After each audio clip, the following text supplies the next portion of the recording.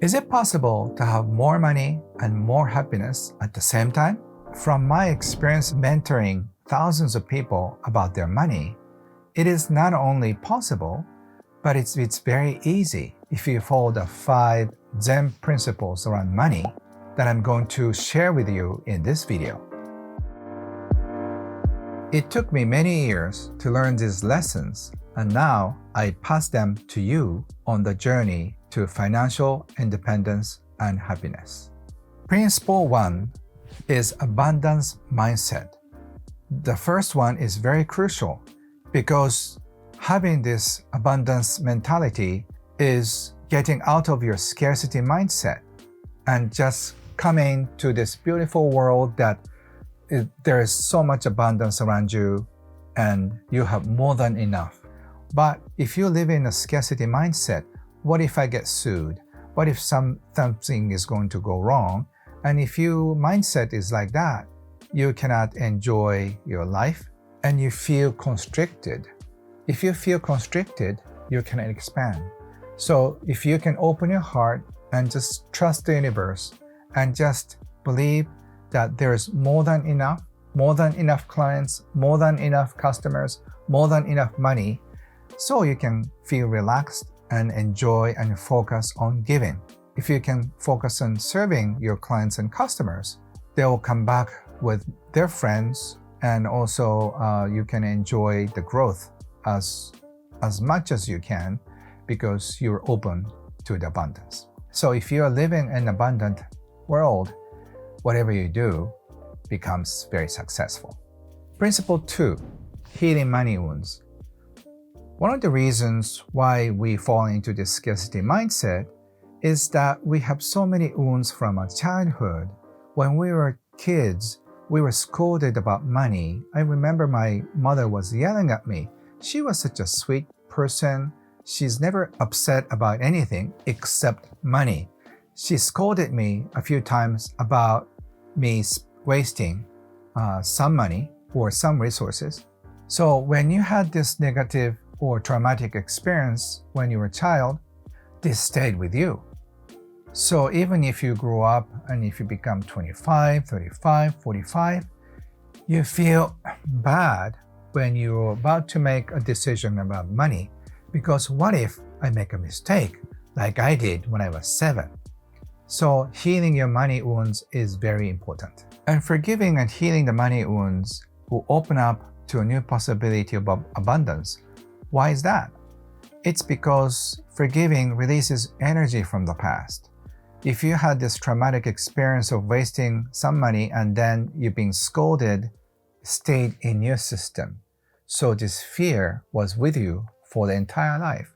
But if you can forgive what happened and then let go, this energy will be also released. So whenever you make a new decision, you don't have to do that with this fear that was hanging around with you before healing the money wounds. Principle 3, discover your gifts. So imagine there are 2 flower shops. The first one, this florist loves flowers. While she's having a chat with a customer, she just smiles and makes a jokes, and she just talks about the flowers and explain how to take care of them once you put them in the vase. Or second shop, the guy is working as a part-time job. He doesn't necessarily love flowers. He does it because his job. He doesn't really care about the flowers, and if you ask some questions, he doesn't know. Which florist do you want to go to? Obviously, the one that who loves flowers, right? If we know what we are good at, we can focus on more, and then it doesn't take much effort. For me, writing doesn't require much energy. Just without thinking, I just keep typing, and without working hard, I can improve my manuscript, and without just thinking hard, I spent 2 hours in front of my computer because I love writing.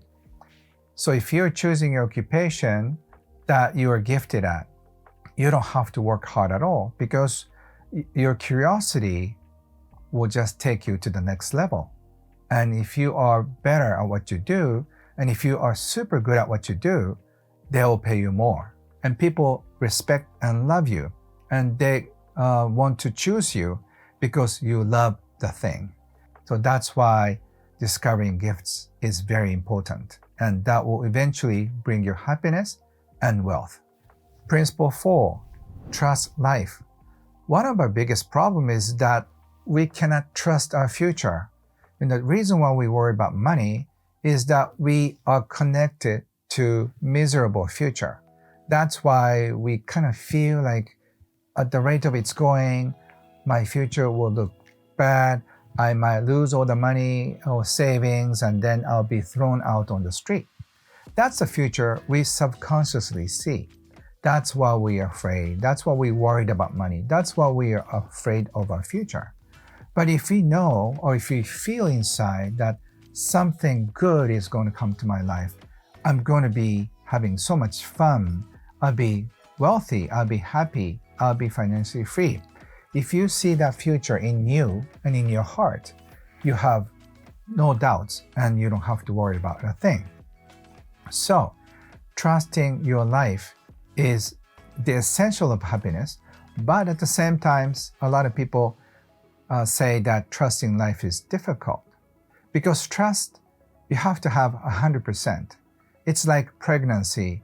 Are you pregnant or not? I had a client who said, I believe in my success 95%. To me, 95% of trust is 0%.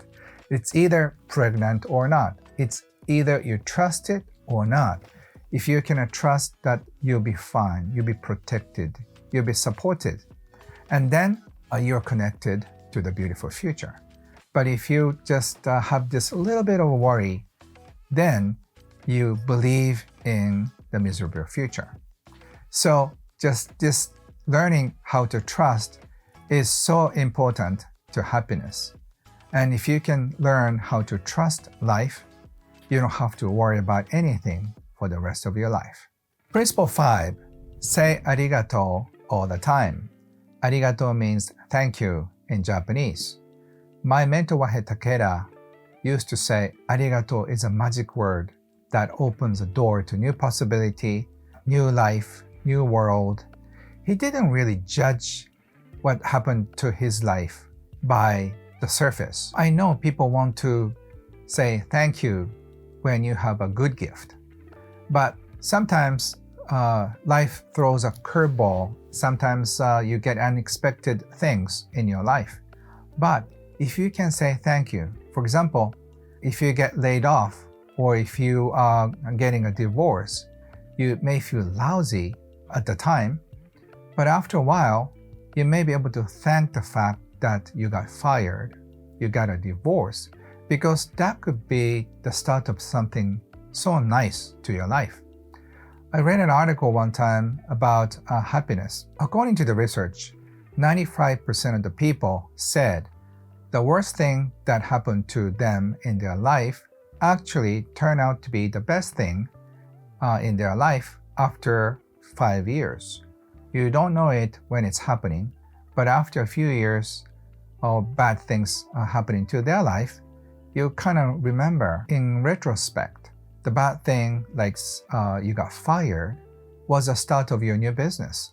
When something good happens, say arigato or thank you to that. When something bad happens, say thank you to that.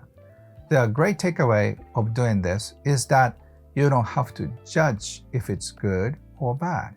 And whatever comes, you can embrace it. That is a Zen principle of embracing both positive and negative. The man who taught the importance of gratitude is my mentor Wahe Takeda, who was called the Warren Buffett of Japan. If you want to learn more about Wahe's philosophy, please check this video right here.